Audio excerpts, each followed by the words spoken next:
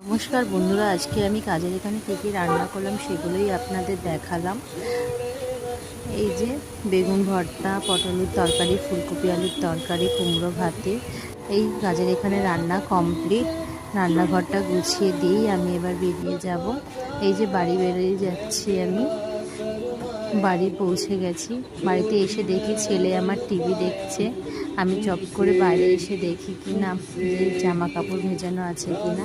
জামা কাপড় ভেজানো আছে। জামা কাপড় কটা কেচে নিয়ে বিছানাপত্র সমস্ত আরেকবার গুছিয়ে নিয়ে রাতের রান্না চাপিয়ে দিচ্ছি। মাছ, চিংড়ি মাছ, আলু দিয়ে তরকারি, মাংস আর ভাতটা সর্বপ্রথম চাপিয়ে দিলাম। ধুয়ে পরিষ্কার করে এবার মাংসটা মাখিয়ে নিচ্ছি। মাংসটা মাখিয়ে নেওয়ার পরে আরও আমি জোগাড় জানি সমস্ত কিছু করে নেব। এই মাংসের জন্যে আলু আর পেঁয়াজটা কাটবো। এই ঘর দর সব এবারে